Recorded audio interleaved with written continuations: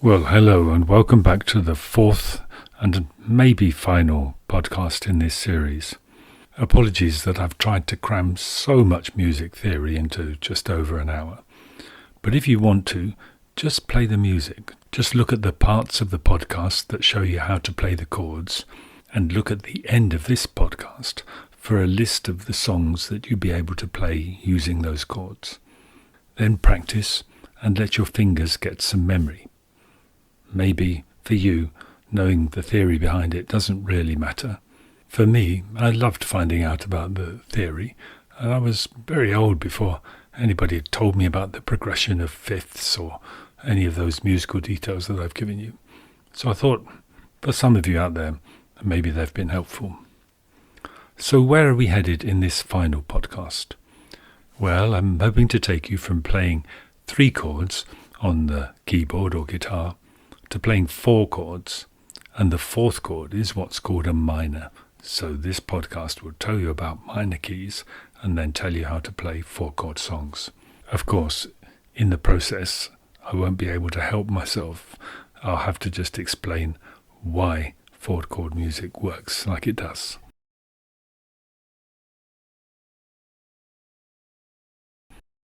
This podcast will show you some simple fingering on a keyboard for playing 4-chord music, and very little finger movement is needed between the chords, so you'll quickly be able to learn how to sing and make music. I won't be showing you the guitar chords, but the same principle applies in playing 4-chord music. I'm hoping that you've already seen the first 3 videos, which last about 50 minutes altogether, so if you haven't seen them, do go back and have a look. You should by now know what chords and keys are, and I really hope that you understand that certain chords go very well together, chords which are a fifth apart. Pick any chord, and the chord a fifth below and the chord a fifth above. Go with it very nicely. I hope you also know what a seventh is, and you know that sometimes people throw in the 7th version of the chord in certain types of music. And finally, if your plan is to be able to play a keyboard, I hope you've been practicing, hopefully every day, on your keyboard with 3-chord music. What this podcast will add to all of that is the concept of what a minor key is and how that transforms 3-chord music into 4-chord music and beyond. Let's start by playing the chord of A. I should explain that when I say A, I actually mean A major as opposed to A minor, and you'll see what the difference is in just a minute. You'll remember, I hope, that a chord is the 1st, the 3rd, the 5th, and perhaps the 8th note of the diatonic scale, beginning on the key note. You remember the chord of A and how to find the 3rd and the 5th. A, tone, tone, takes you to C sharp. Semitone, tone, takes you to E, and then the octave is another A.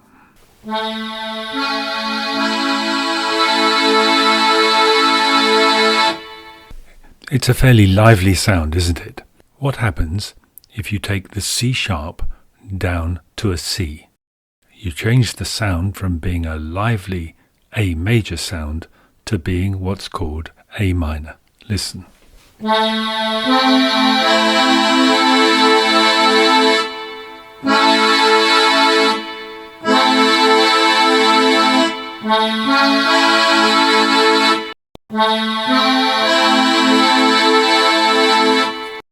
I'm going to spend a minute on this because it's such an important concept, that you make a minor chord from a major chord by taking the 3rd note of the chord down a semitone.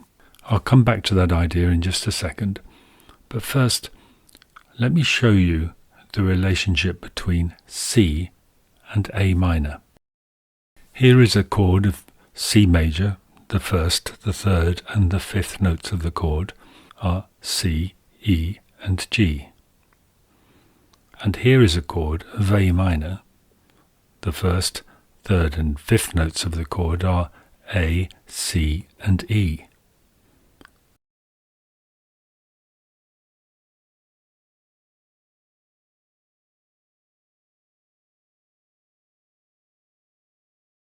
So C major and A minor share those notes C and E. I'll play a chord of C major, C, E, G, and then I'll change it to A minor, A, C, E, by taking my finger off the top note and moving it to the A at the bottom.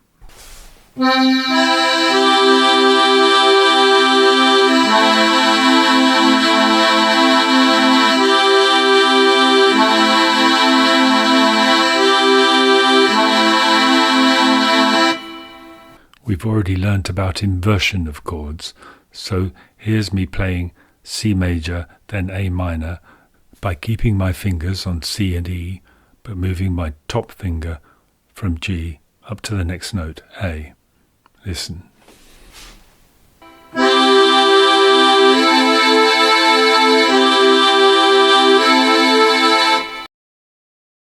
I hope you can hear that the two chords are closely related because they share two notes. So the chord of A minor sort of comes out of the chord of C and is related to it, so it's called the relative minor of the key of C major. Every key has a relative minor, a friendly minor chord that goes along with the major chord. I may be overstating it here a little, but let me just say again, to get from C to A minor, you go down from C 3 semitones and you arrive at A.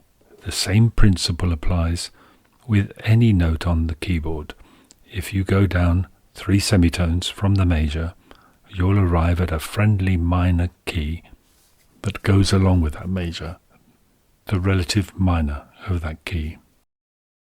When you play the chord of C, you play C, E, G, you go down 3 semitones to A, and you're in the relative minor and you play A, C and E.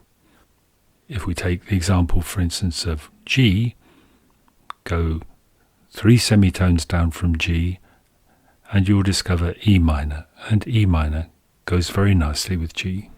So here is a summary of minor keys.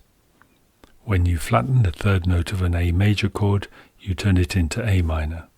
The third note of A minor is C, and the chord of C major goes nicely with A minor.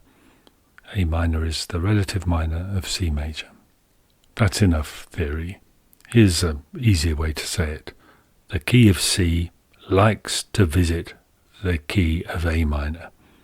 Why am I telling you all this? Well, because you've been practicing playing 3-chord music and now you can add a fourth. You've been practicing playing, for instance, C, F, and G, and now you can add in the relative minor of C, which is A minor. C, A minor, F, G. 4 chords for 4-chord music. What does that look like on a keyboard? Well, you remember playing C, F, and G like this.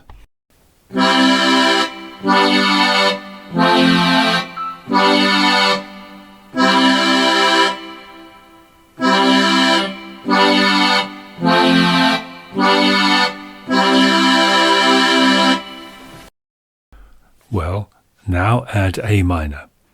I'll play it in this sequence: C, A minor, F, G.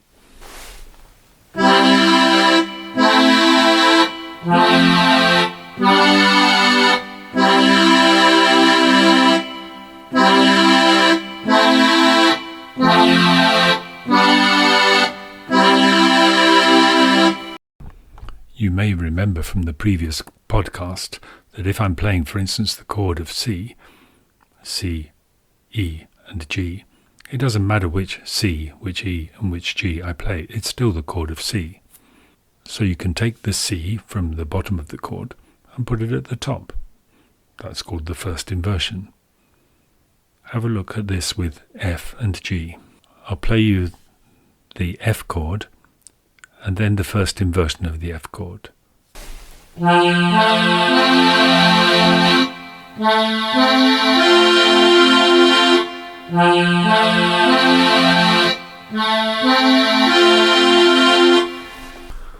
Even though I'm playing the same notes, just changing the F from a lower one to a higher one, there's a different flavour to the sound, isn't there? And so you can get a different flavour to your 4-chord keyboard sound by inverting the chord.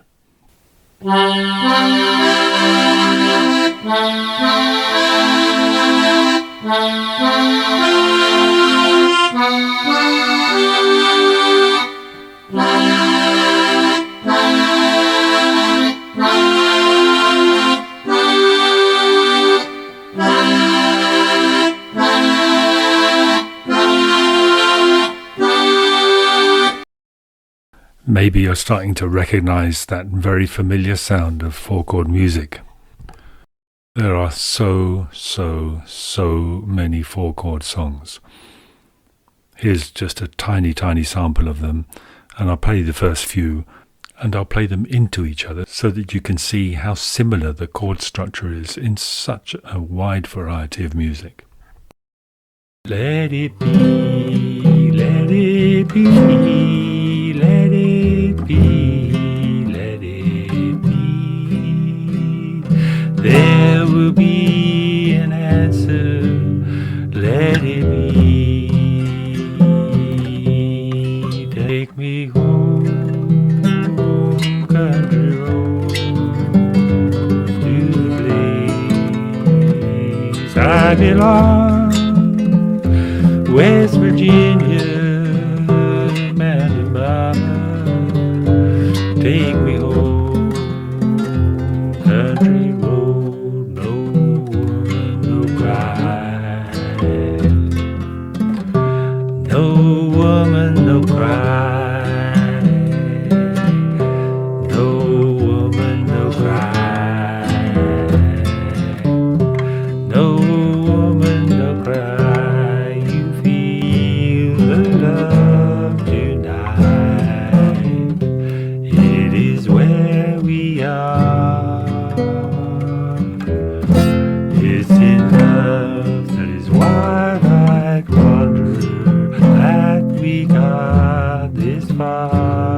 My brown-eyed girl, la la la la, la la la la, la la la la la,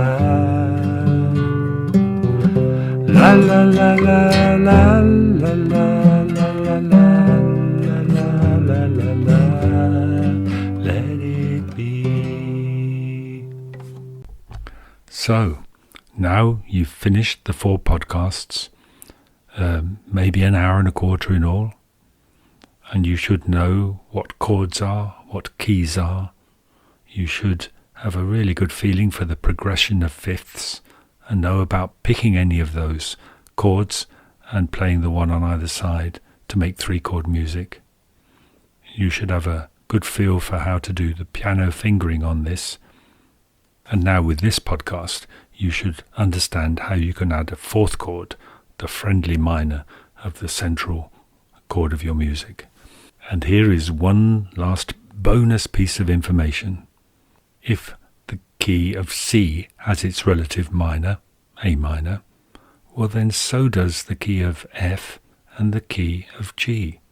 C, A minor, F, D minor, G, E minor. 6 chords. And there is so much 6-chord music.